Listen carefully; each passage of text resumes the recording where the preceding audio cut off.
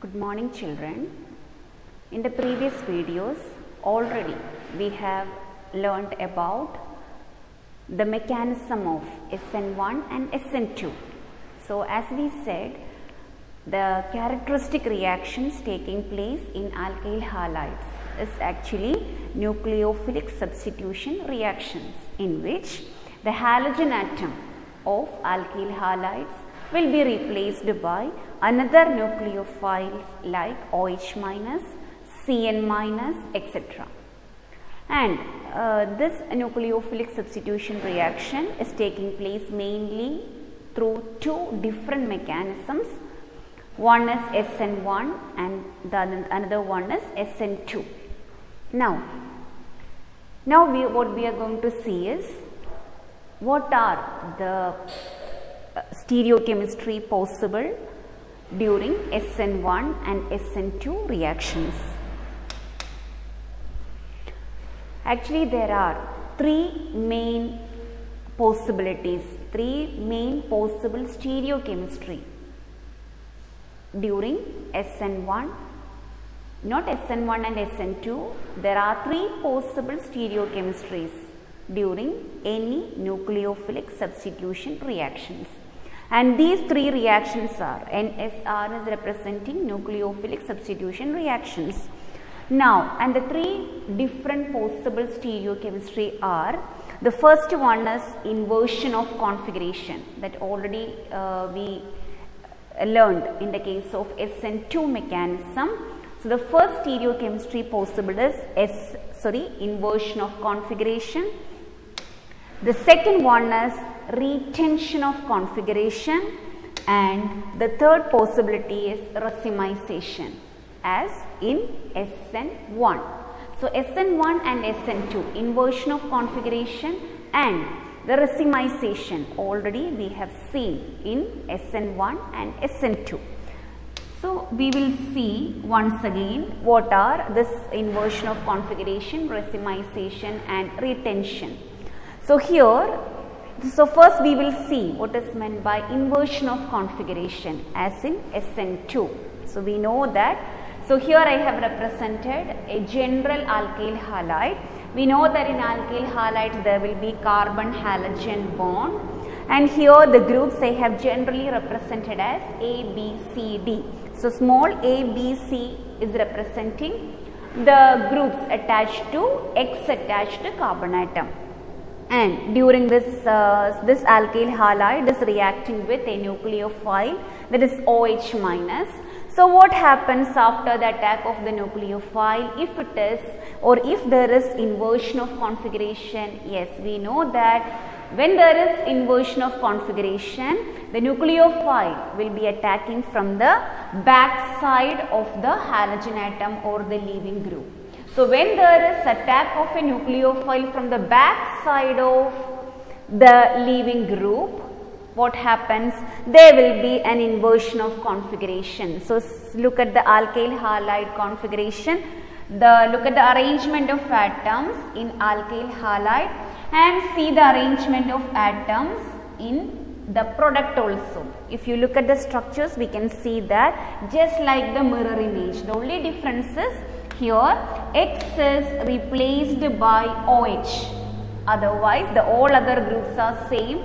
Just like the mirror image, you are getting the product. That means there is an inversion of configuration. That means, suppose if the alkyl halide, if we are taking the alkyl halide that we are taking is dextrorotatory. Either you can take this as dextrorotatory or you can take it as levorotatory. So if we are taking a dextrorotatory alkyl halide, if the stereochemistry is inversion, the product will be levorotatory. That means there will be inversion in configuration. So dextrorotatory alkyl halide will give you a levorotatory product. And this is what is called as inversion of configuration. And the reason is because the nucleophile is attacking from the back side of the leaving group. A backside attack or rear side attack of the nucleophile is taking place during SN2, and this is about the inversion of configuration. And if we are taking, if we mark this alkyl halide as levorotatory, the product will be dextrorotatory, called inversion of configuration. The optical rotation changes because they are just like mirror images. Now, the second stereochemistry possible is retention of configuration. From the word itself it is clear.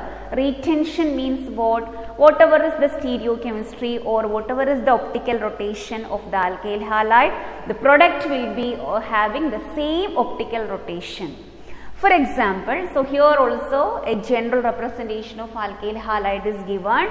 So the CX bond is represented, which is present in the alkyl halide, and small a, b, c are representing the group or the atoms which is attached to the X attached carbon atom. And here also the nucleophile attacking is OH minus. And after the attack of OH minus, what happens here? This X will be replaced by OH. Okay, halogen atom will be replaced by OH. Now, if there is retention of configuration, what is, if you look at the reactant and the product, that means the alkyl halide and the product, the configuration is same, isn't it? That means if you take or if we take a dextrorotatory alkyl halide, we will be getting a dextrorotatory product itself. The same position only the groups are occupying, and only changes the X is replaced by OH, the configuration remains same. And this type of reaction is called as with retention of configuration. If we take a dextrorotatory reactant, the product will be dextrorotatory. Or if we take a levorotatory alkyl halide, the product also will be levorotatory. So this is what is called as what? With retention of configuration. Okay. So only when there is back side attack, there will be inversion of configuration. So here the nucleophile will be attacking from the front side itself. That means in the same direction as the leaving group is leaving. Okay. Now the third possible stereochemistry is just like in SN1 as we studied, that is racemization. So if the nucleophile can attack from either side of the alkyl halide, from right side and from the back side, from either side, if the nucleophile is attacking, that will result in the stereochemistry called as racemization. So what happens during racemization? If we take a dextrorotatory alkyl halide, so again this is representing, this is the general representation of an alkyl halide, and here the nucleophile or the attacking reagent is OH minus. So here also what happens, the X will be replaced by OH.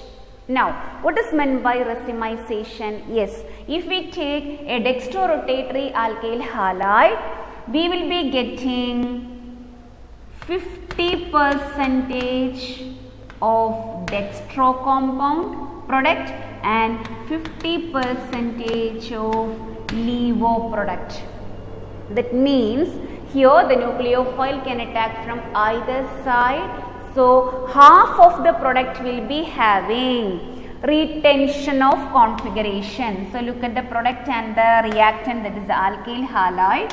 If you look at the structure, it will be clear. If we take a dextrorotatory alkyl halide, half of the product, that means 50% of the product will be having same configuration. If we take dextro, 50% will be dextro and 50% will be levo. That means 50% is having retention of configuration and 50% will be having inversion of configuration. Clear? So during racemization we can see both. What? Both retention and inversion. That means 50% will be having rotation or optical rotation opposite to that of the other 50%. That is why the net rotation will be 0. And such mixtures are known as, already we learned, racemic mixtures. And remember, the racemic mixtures are optically inactive because the reason is what? The rotation, optical rotation due to half of the product will be cancelled by the optical rotation due to the other half.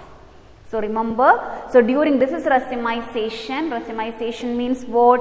Half of the product will be having one configuration and the another half will be having opposite rotation. So if half is dextrorotatory, half will be levorotatory. So remember once again, in racemization we can see half with retention of configuration and half with inversion. Now here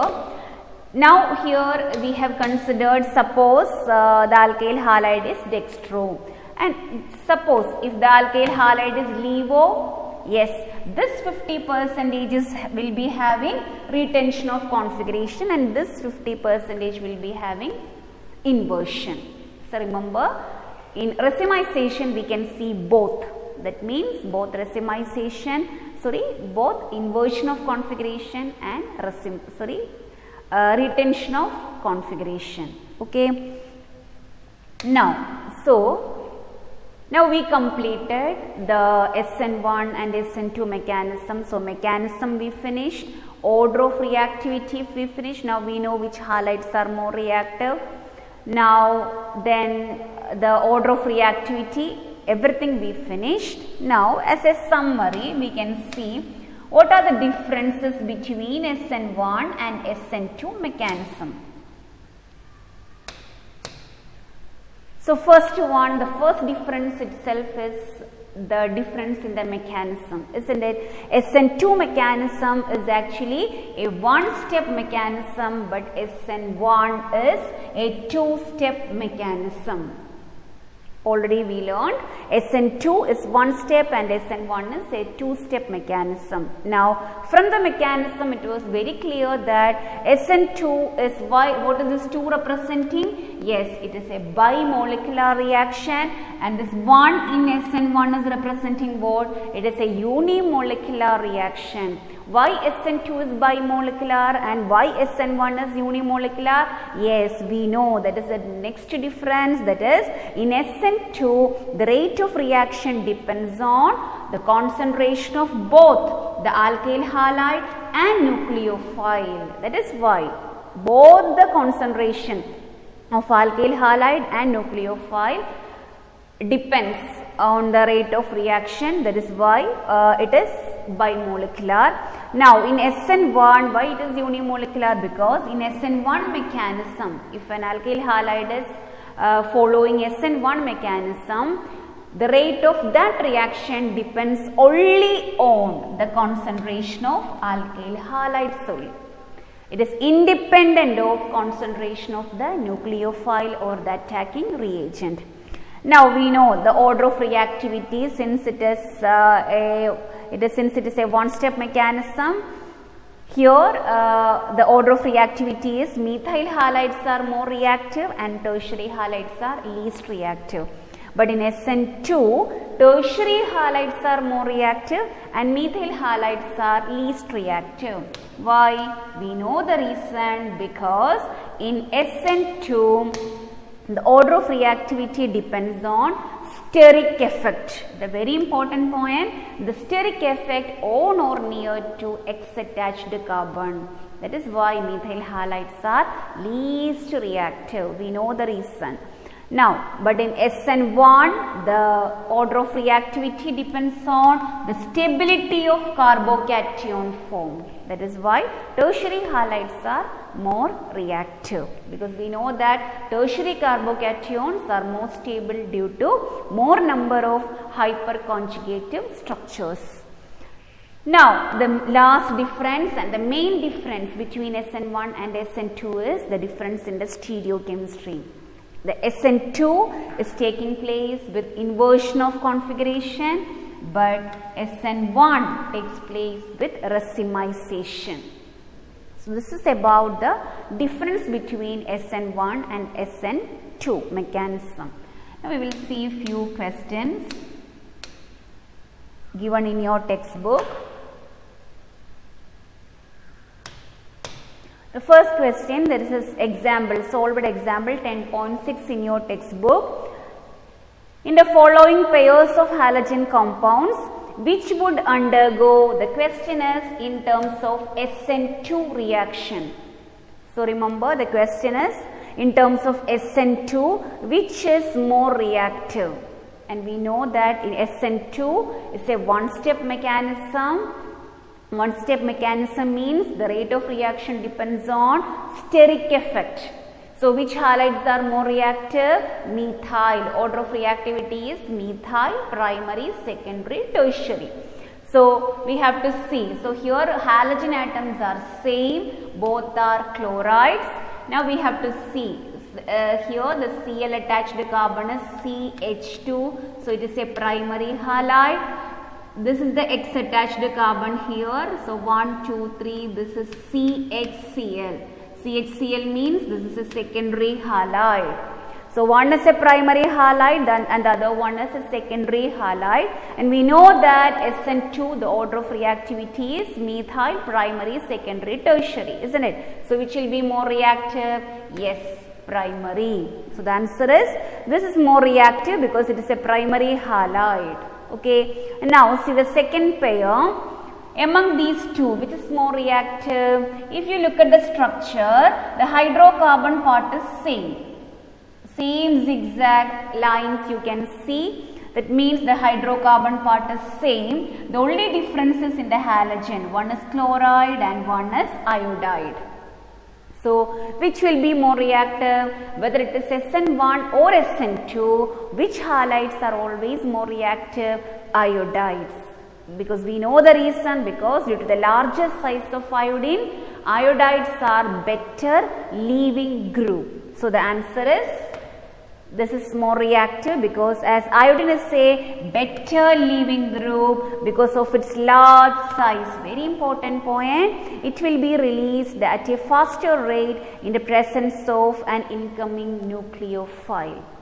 So these are the questions, solved questions given in your textbook. Now the next is in text question 10.7. Which alkyl halide from the following pairs would you expect to react more rapidly by? Again, the question is based on SN2 mechanism. So remember, order of reactivity is methyl, primary, secondary, tertiary. Methyl more reactive, tertiary least reactive. So compare each pair. So here we have to see, in order to predict which is more reactive, we have to see only the X attached carbon. Okay. So here the X attached carbon is CH2. So it is a primary halide. Here the X attached carbon is this. It is CH. That means it is secondary. If it is CH2, primary. If it is CH, it is secondary. There is an easy way to find out. So which will be more reactive? Yes, the first compound. What is the reason? Because it is a primary halide. Now second, see the second pair. X, here the halogen is bromine, Br attached carbon is this CH. CH means it is secondary halide. Here bromine attached carbon is this carbon. So there is only carbon is present, no hydrogen. That means it is a tertiary halide. So secondary or tertiary, which will be more reactive? Among secondary and tertiary, secondary will be more reactive because the order is methyl, primary, secondary, tertiary is least reactive. Now see the third one. If you look at the structure, here the bromine attached carbon is CH2, it is a primary halide. So here also bromine attached carbon is CH2, so it is a primary halide. So halogen atoms are same, in both the compounds bromine atom is present. Then both are primary halides, so there is no difference in that also. Then see the structure. We know that in SN2, why methyl halides are more reactive? Because in SN2, order of reactivity depends on steric effect on or near to X attached carbon. So if there is any bulky groups present, on or near to X attached carbon, that halides will be least reactive. So this is the X attached carbon in the first compound, and there is one bulky group or branch present on next carbon, isn't it? This is the X attached carbon, not on the next carbon. On next carbon you can see a bulky group, that is methyl group present. But if you look at the second compound, this is the X attached carbon, and on the very next carbon you can see the methyl group.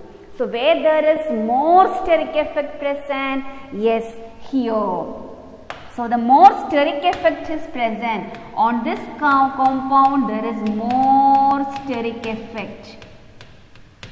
So this will be less reactive. Question is to predict which is more reactive. So where there is less steric effect, that will be more reactive. So the answer is this, because here there is less steric effect.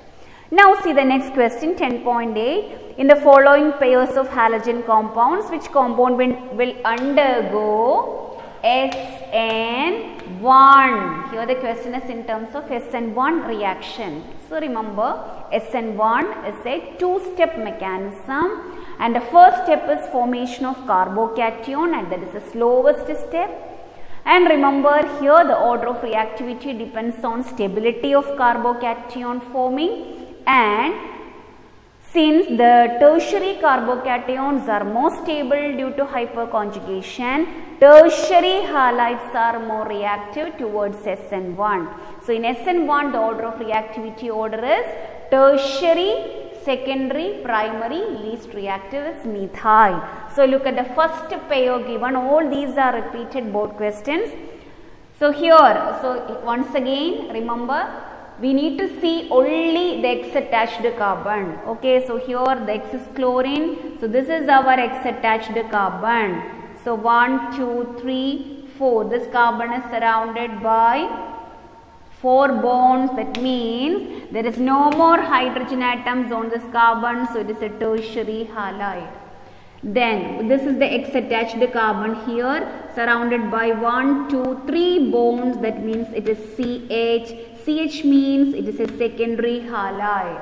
So which halide will be more reactive towards SN1? Yes, tertiary halide. So why this is more reactive?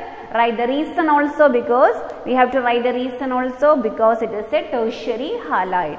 Now if you look at the second pair, this is the X attached carbon here, surrounded by 1, 2, 3 bonds. That means there is one hydrogen. So it is CHCl. So it is a secondary halide. This is the X attached carbon here. So surrounded by 1, 2. That means 2 more hydrogen atoms are present. So it is a primary halide. So more reactive will be secondary. Okay, because in SN1 the order of reactivity depends on stability of carbocation form. So secondary will be more reactive than primary. So this is about the SN1 and SN2 mechanism.